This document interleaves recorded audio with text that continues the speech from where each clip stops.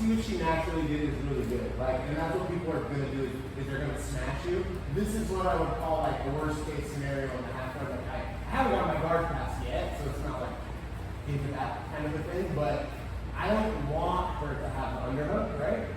I don't want that. And then I don't want to be flat, right? So if she's able to get both of those things on me, she has this huge advantage, right? So I just want you to walk away with understanding that if you can get frames, and we used to do frames like this, right? This is an old school frame right here. But a lot of people are doing wrist locks where they go over the top and then my wrist is in trouble here. So now I do frames like this for the most part. Sometimes you can grab the gi and kind of like punch it in a way where you can't get wrist lock, but I just worry about that wrist being there. A lot of people will do the wrist lock on you there. So start framing like this, right? And this is good. When she starts to try to smash me, I can start to go back, right, towards the guard. And then I'm like, okay. And if I have an underhook myself, right, she starts to try to smash me, and then I can go back to guard, right? Today I'm kind of talking about guard a little bit more than like wrestling up or getting up, just FYI. Okay? So just to start things out, if I can choose, like if I'm in a fight where it's hard, or I'm in a competition, or I'm rolling and it's a hard roll and I want to beat the guy or whatever, I'm not gonna give them this. The only time I would ever give somebody this is if we're in a scenario like today where we want to work on, well, what if, right? Then if I was rolling, I might let somebody do it just to work on it, give them an advantage just to work on it, right? But I don't want this, right? Just, that's how I want to start things. Because if I could choose, right, I wouldn't do it. So now that I'm here, we're going to talk about what am I thinking, right?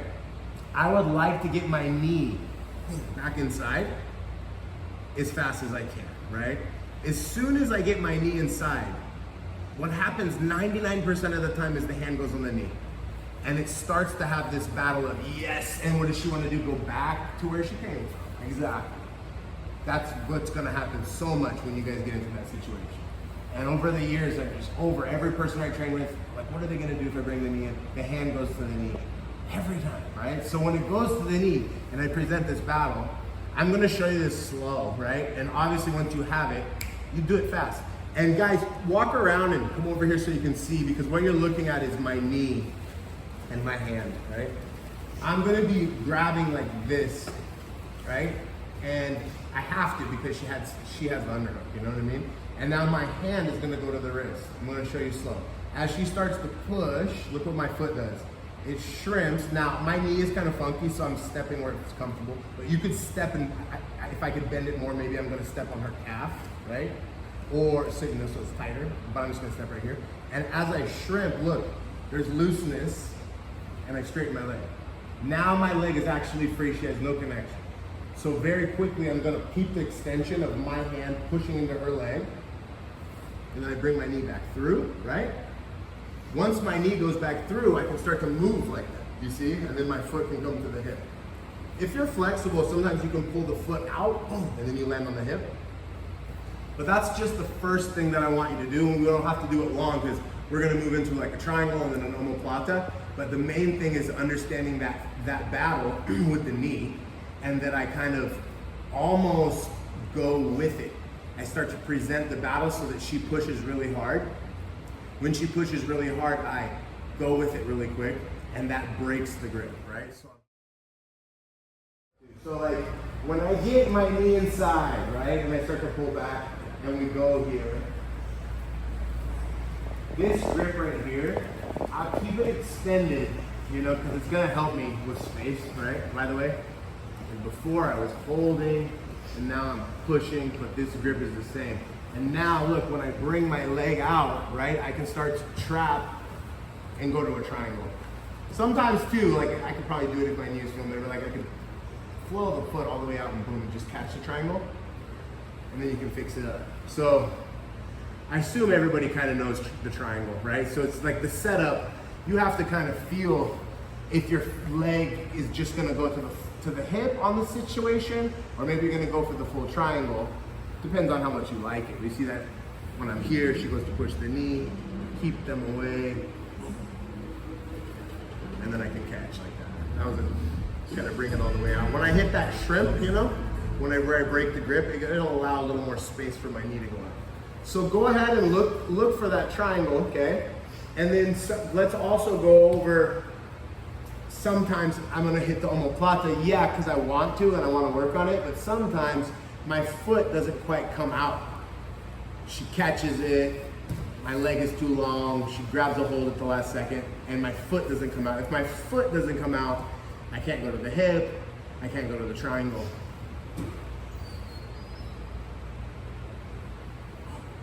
So I turn my knee, you see? And actually, I have had this injury for a little while, and this is how I have to do omoplatas, and I realize this is way better.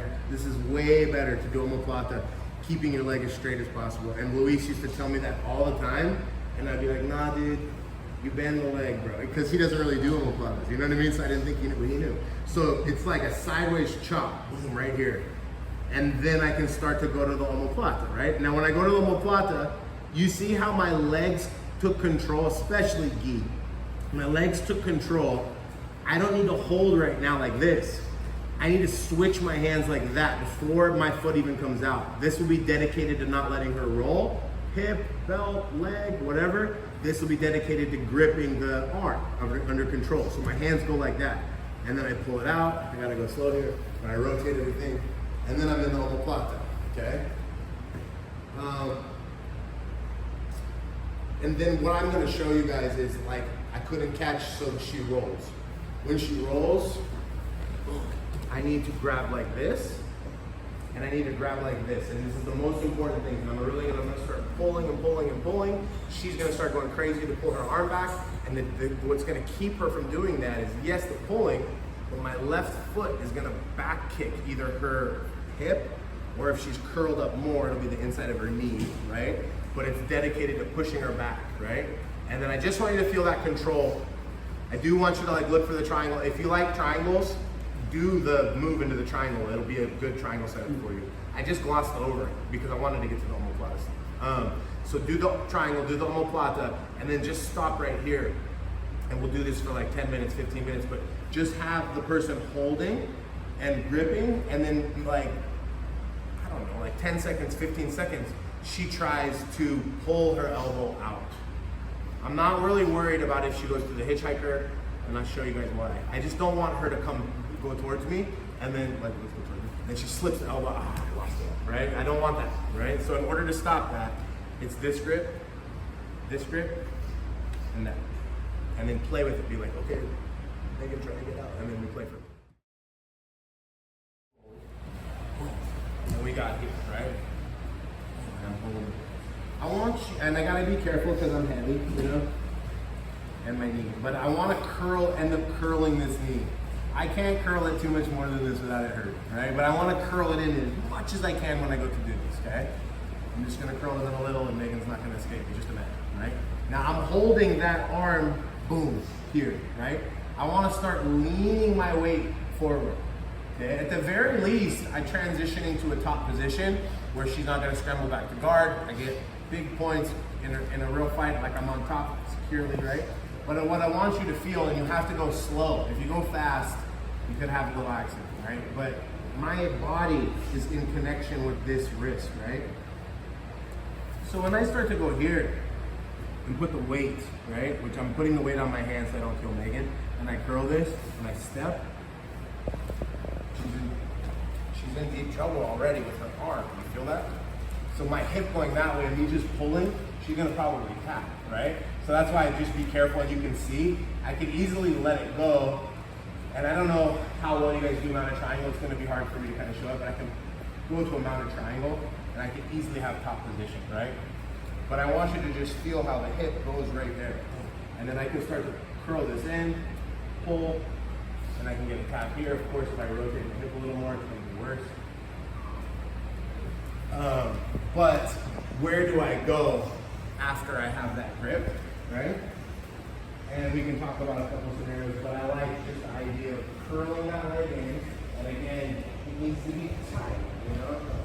You really want to curl that in, so when you go to do it, you can pitch the arm, and your body is going to create a little sandwich there, which is not going to get your arm out. But fortunately, you're going to get your arm out, I have a straight leg, and I'm using my hands to pull. You know what I'm saying? Now I'm going to use like the sandwich effect. So when I let go here, I can go to this, and I can start stepping, moving, and I can start rotating back. Really bad right now. If you just need to do it under control, and then like when I'm rolling with the homies, I go for top position and I kind of look at it. I don't fly where their arm is.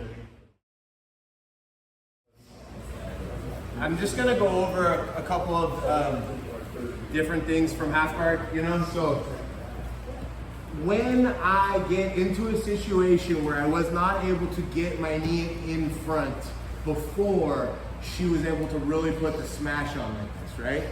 When she hips in and she holds this, I'm not gonna be able to just use my elbow anymore. You see my elbow's not there, it's gonna be tough.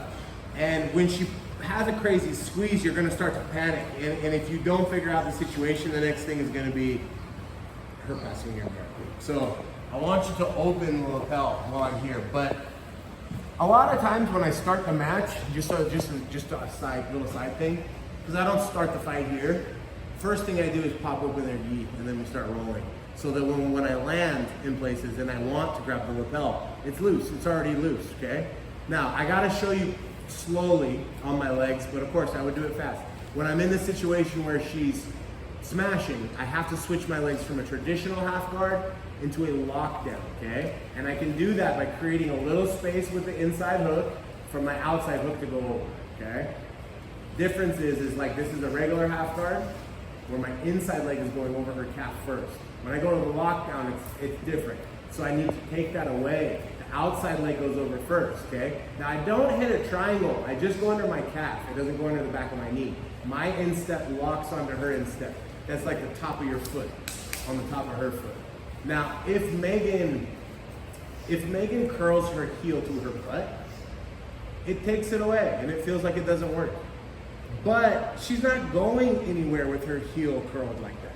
The only way she passes my guard is if her knee comes off the ground, okay? And when I have a regular half guard and she has a crazy smash, if she starts to get the knee off the ground, it can turn into a situation like this, which is this is really bad. Now I'm just hanging onto her foot. So when I feel that, I switch to the lockdown. Now if she starts to try to bring her knee off the ground, and I'm gonna do it slow, and you should do it slow to your friend's knee, it's impossible. If she wants to curl the heel to the butt, I just hang out. And then if she wants to try to take, okay, there it is again, and then I take. Does that make sense? So now I know that she's not gonna pass right away. Now I get the lapel up. And this is like, they call this a Bravo grip. So I'm gonna pull this out, I'm gonna feed it to my other hand. And a lot of times when people do this, they grab like this. I want you to get as tight as you can. I'm not gonna go crazy on Megan right now, but like, pull that out as deep as you could, grab as deep as you can. Now when I pull my elbow back, it moves her versus this, okay? So I have her locked down. Now, this hand, I can still use my elbow, but she usually has a leg that's farther back, squeezing, pinching, right? Yes. So my hand's gonna go like this. Now I undo the lockdown, and I do everything that I did before, and my knee's back in the rings. I can choose to hang on to this when she goes to my knee, and I can play the same game that I was playing before with that patch grip. It's literally very close, right? Just make sure it's tight, and then you're back in business with the lesson, right? You gotta realize too, there's so much stuff. Like you could bring in 5 different people to give a half guard seminar, and like somebody could do all deep half or something. But like for me, the older I get, the more I do, like the kinds of guards that I'm gonna like play, that you really should be, and it's not just because of my age, I'm just getting smarter. What would you do in a real fight? You know what I mean? It really should, even if you don't put gloves on and bang it and all that stuff, your jiu-jitsu should be geared towards a real fight, right? And me getting back into a guard where I'm controlling her right hand and this is a good MMA guard, this is a good fight guard. Going here is punches and elbows and headbutts, you know what I mean? And you can get so good here, you know what I mean? That you could just pull it off really quick, maybe you're not gonna get elbowed, but that's just where my half guard, that's why I'm bringing that up. My half guard's a little bit more geared towards getting back to guard, and then when I can't, I do something. I know I just went off on a little tangent there, sorry. Let me just show that the thing again. She's smashing super hard, the leg is back, I can't do the normal stuff. I'm gonna switch to the lockdown. Keep it intact, and then I told you she tries to get the knee off the ground, I bring her back, right? Then I'm gonna feed the lapel out. I'm gonna make it extremely tight so I can pull her away. My hand goes like this. This is a big detail. Don't go like this. Don't grab or try to push like this. Go like this. And now I'm gonna undo the lockdown. My legs are gonna get loose again, but I'm comforted by the tightness here and this grip. Because even when she starts to move right now, that grip leads my knee back into the pocket. Okay? That make sense? Okay, let's try it. I usually want to put this in probably second. This is probably the number one thing that I would get off of this position. This is definitely the number one thing that I'll get off this position. And it's just a basic move, but it comes from this scenario where I get my knee back in, okay? And it's just a butterfly sweep, but it works for me more than any other thing. So when I get my knee inside, boom, like this, okay? I use the toes of my right foot. You can't really see them right now, but they're on the ground. A lot of people still have them off the ground and they're trying to like curl around the leg like they still have a guard like this. The second I get here, my toes hit the ground and I do like a reverse shrimp. So my butt's not gonna go that way. The toes are gonna pull me back in this way, and I immediately lift and chop and hit a very classic butterfly. Over, under, butterfly sweep. That particular butterfly sweep is by far the biggest sweep I get out of all sweeps. And it just happens to come from here. It doesn't come from like I have sit-up guard and then I pull like Marcelo style or something. It just comes from here. And the thing that gets it is the foot on the ground, it rotates my butt in, and I'm doing it slow, right? But there is no time in between. The second that my foot hits the ground and I start to move my butt in, I'm already lifting my foot into the sweep. I'm already chopping my hands into the sweep and hitting the angle. So right now, she's feeling that I'm doing an angle this way. This way. And the second that I get my knee in, I change everything.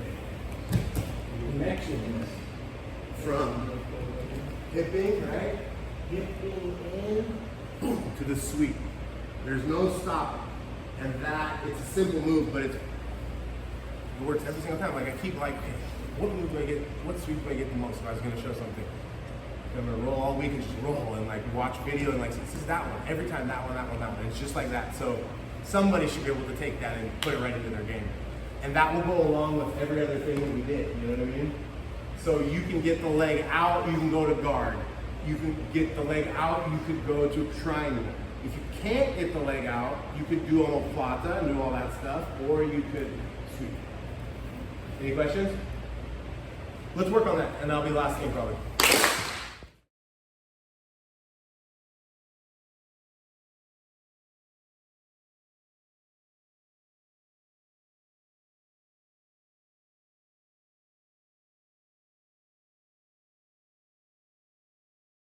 Let's go. We're gonna call out styles.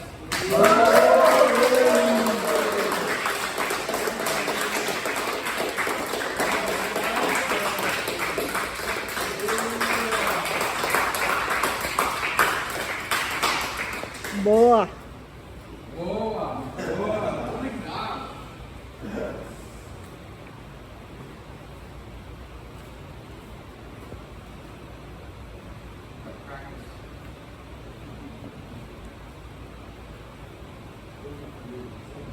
Yeah. That.